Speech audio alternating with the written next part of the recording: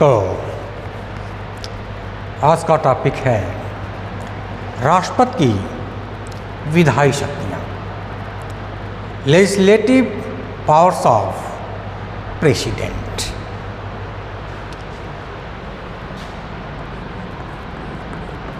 राष्ट्रपति की विधायी शक्तियाँ।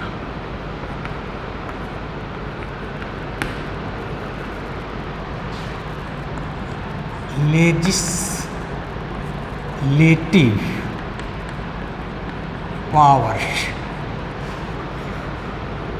Powers of president.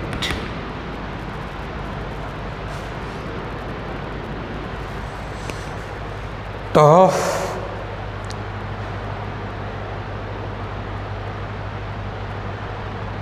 भारतीय संसद के कितने अंग होते हैं? 3 अंग। भारतीय संसद के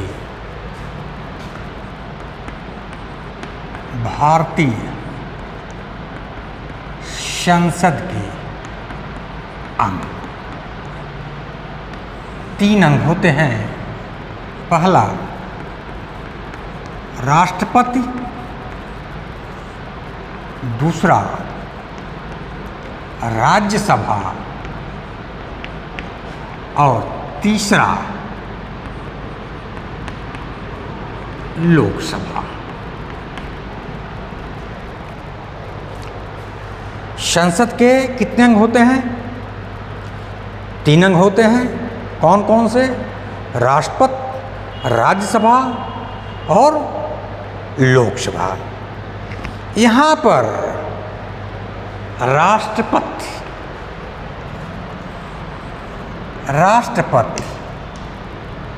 संसद के किसी भी सदन का सदस्य नहीं होता।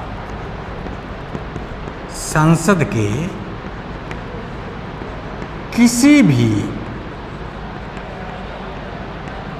सदन का सदस्य नहीं होता। राष्ट्रपति जो है संसद के किसी भी सदन का सदस्य नहीं होता, परंतु वह संसद का एक अभिन्न अंग होता है। राष्ट्रपति जो है संसद के किसी भी सदन का सदस्य नहीं होता, लेकिन वह संसद का एक अभिन्न अंग होता है। इस संसद का एक अभिन्न अंग होता है। अभिन्न अंग होता है।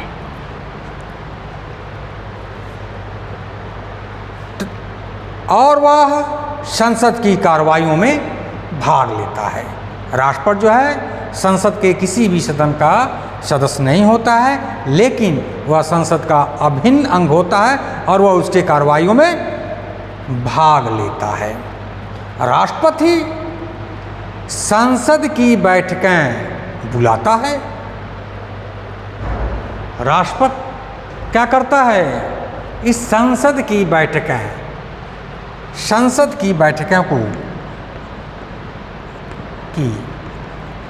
बैठक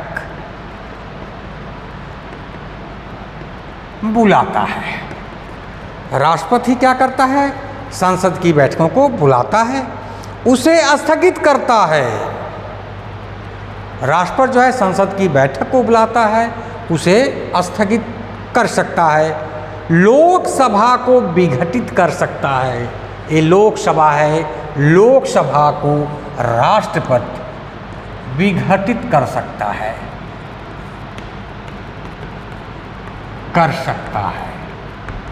लोकसभा को राष्ट्रपति विघटित कर सकता है तथा संसद द्वारा पारित विधेयकों को अपनी अनुमति देता है। संसद जो लोकसभा और राज्यसभा में जो विधेयक पारित हो जाता है उसे राष्ट्रपति अनुमति प्रदान करता है या अनुमति देता है।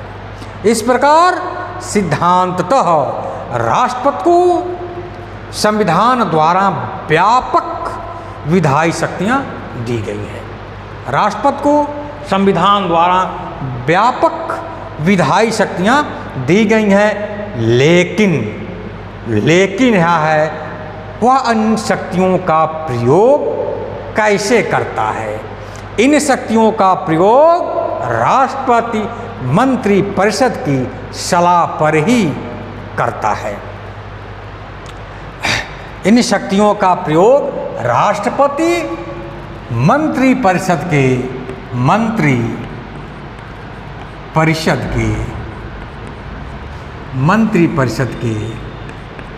सलाह पर करता है। इन शक्तियों का प्रयोग जो है राष्ट्रपति मंत्रिपरिषद के सलाह पर ही करता है। अब अनुच्छेद 85(1) के अनुसार जो भी राष्ट्रपति को संसद की तरफ से तो राष्ट्रपति को व्यापक शक्तियां प्राप्त हैं, लेकिन इन शक्तियों का प्रयोग वह मंत्रिपरिषद के ही सलाह पे कर सकता है। अब है अनुच्छेद 85(1). अनुच्छेद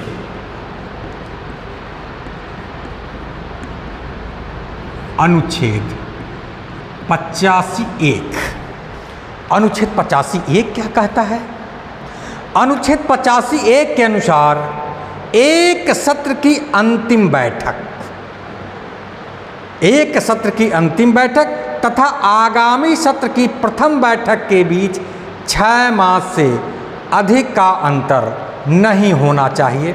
अतः राष्ट्रपति 1 वर्ष में संसद की कम से कम 2 बैठकें बुलाने के लिए बाध्य है। ठीक है, एक वर्ष में संसद की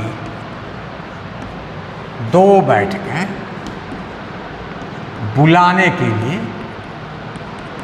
के लिए बाध्य है। हो गया। अनुच्छेद 85(1) के अनुसार राष्ट्रपति जो है संसद की बैठकों को एक वर्ष में कम से कम 2 बैठकें बुलाने के लिए बाध्य है। संसद के प्रत्येक सत्र के प्रारंभ में राष्ट्रपति दोनों सदनों की संयुक्त बैठक को संबोधित करता है। संसद के प्रत्येक सत्र के प्रारंभ में प्रत्येक सत्र के प्रारंभ में राष्ट्रपति दोनों सदनों की संयुक्त बैठक को संबोधित करता है और अपने इस संबोधन में वह सरकार की सामान्य नीतियों और भावी कार्यक्रमों का विवरण देता है। परंतु यह राष्ट्रपति का वैयक्तिक अभिभाषण नहीं होता, बल्कि मंत्रिमंडल द्वारा किया गया होता है। यह अनुच्छेद 87(1) कहता है। अनुच्छेद 86 के तहत अनुच्छेद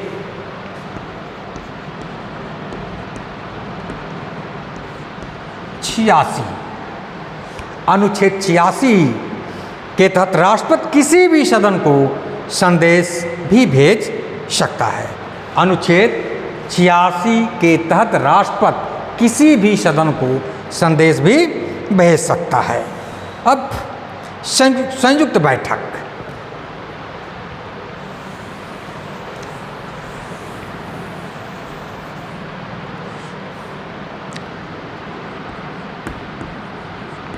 संयुक्त बैठक,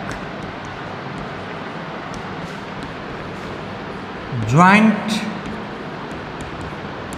सिटिंग,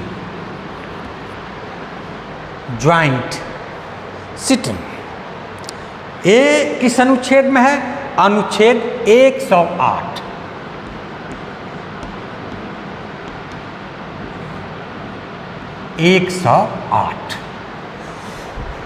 अनुच्छेद 108 में राष्ट्रपति की संयुक्त बैठक के बारे में बताया गया है। अनुच्छेद 108 क्या कहता है?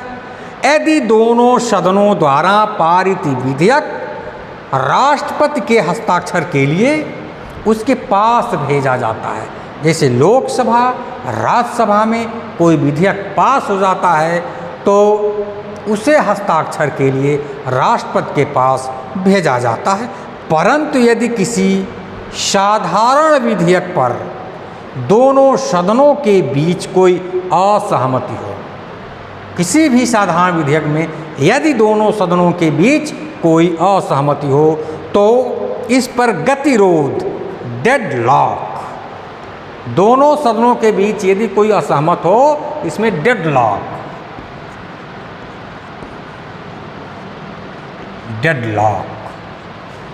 तो कोई भी असहमति हो तो उस असहमत को या गतिरोध को दूर करने के लिए या गतिरोध को तोड़ने के लिए भारत का राष्ट्रपति संयुक्त बैठक बुलाता है। ठीक है, तो कोई साधारण विधेयक में यदि दोनों सदनों के बीच कोई गतिरोध उत्पन्न हो जाता है तो उस गतिरोध को दूर करने के लिए राष्ट्रपति संयुक्त बैठक बुलाता है। भारतीय संविधान के अनुच्छेद 108 के अनुसार, भारतीय संविधान के ऐसे कह लग सकते हैं हम, भारतीय संविधान के अनुच्छेद 108 के अधीन राष्ट्रपति दोनों सदनों की संयुक्त बैठक बुलाता है। अब संयुक्त बैठक तो राष्ट्रपति बुलाता है, लेकिन संयुक्त बैठक की अध्यक्षता कौन करता है, यह प्रश्न है, इस पर क्वेश्चन भी आते हैं। संयुक्त बैठक की अध्यक्षता लोकसभा अध्यक्ष करते हैं। इसकी संयुक्त बैठक, इसकी अध्यक्षता जो है, अध्यक्षता लोकसभा अध्यक्ष करता है और बुलाता कौन है, राष्ट्रपति बुलाता है। संयुक्त बैठक को राष्ट्रपति बुलाता है। ठीक है, तो दोनों सदनों में किसी साधारण विधेयक में यदि कोई गतिरोध उत्पन्न हो जाता है तो उसको दूर करने के लिए राष्ट्रपति संयुक्त बैठक को बुलाता है। संयुक्त बैठक का वह प्रावधान, लेकिन संयुक्त बैठक का प्रावधान धन विधेयक पर लागू नहीं हो सकता, क्योंकि धन विधेयक को राज्यसभा सिर्फ 14 दिन तक ही अपने पास रख सकता है। उसके बाद यदि नहीं भेजता है तो लोकसभा उसे पारित कर देता है।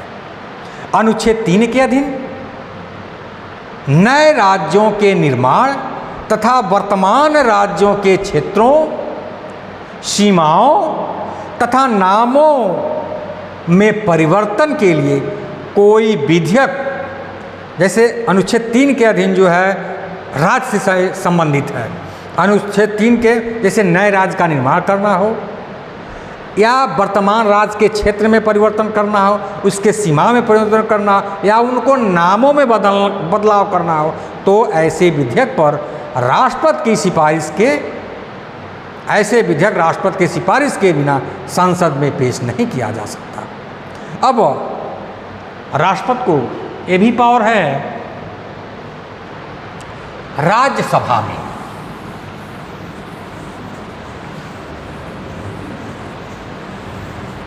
राज्यसभा में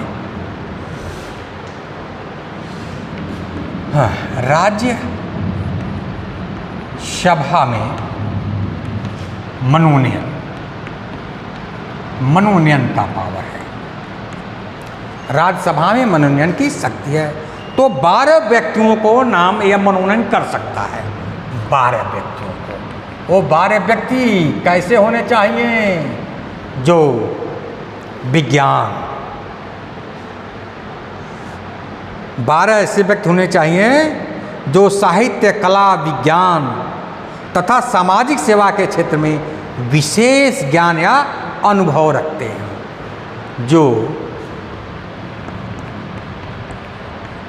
साहित्य, कला, विज्ञान या समाज सेवा, विज्ञान तथा सामाजिक सेवा तथा सामाजिक सेवा के क्षेत्र में विशेष ज्ञान रखते हैं।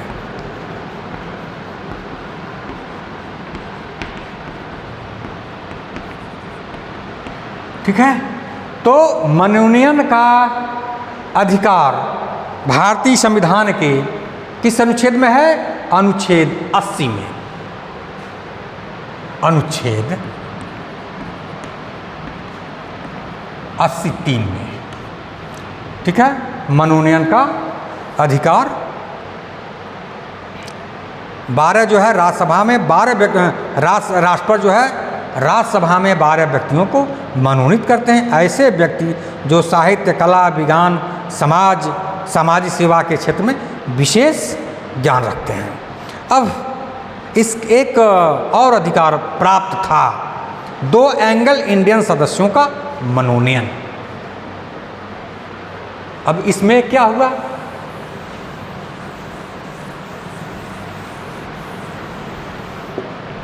दो एंगल इंडियन सदस्यों का मनोनयन। 2 एंग्लो इंडियन सदस्यों का मनोनयन। तो थोड़ा मैं 1952 में मैं चलूँगा। 1952 से 1920 के बीच भारतीय संसद के निचले सदन यानी लोकसभा में एंग्लो इंडियन समुदाय के सदस्यों के लिए 2 सीटें आरक्षित थीं। इन दोनों सदस्यों को भारत सरकार की सलाह पर भारत के राष्ट्रपति द्वारा नामित किया जाता था। लेकिन जनवरी 1920 में 126वें संविधान संशोधन जनवरी 2020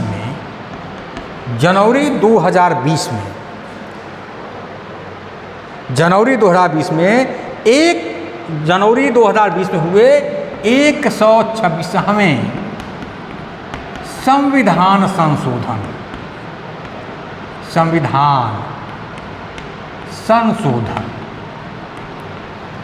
जनवरी 2020 में होता है 126वां संविधान संशोधन।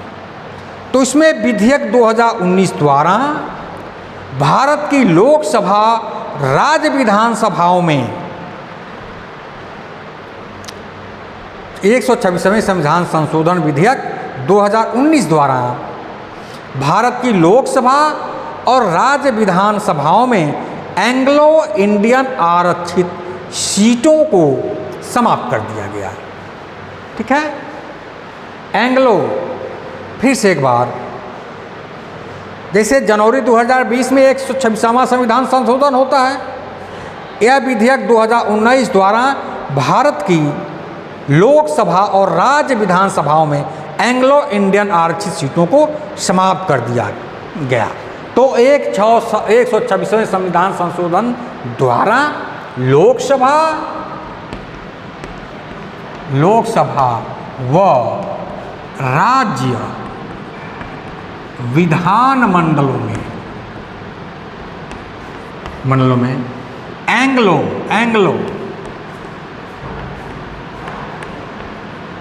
इंडियन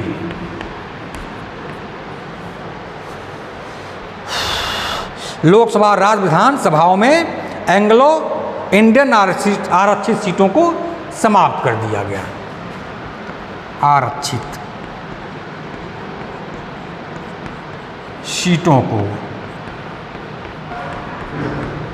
समाप्त कर दिया गया।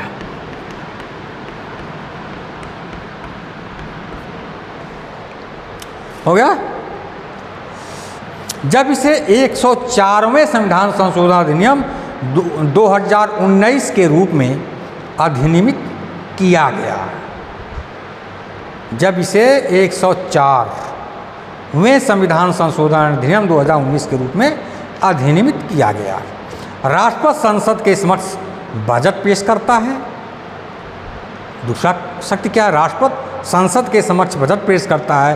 राष्ट्रपति वित्त आयोग संघ लोक सेवा आयोग अनुसूचित जाति तथा जनजाति पिछड़ी जातियों के विशेष अधिकारी तथा जनजाति पिछड़ी जातियों के विशेष अधिकारी तथा भाषाई अल्पसंख्यकों की नियुक्ति करता है।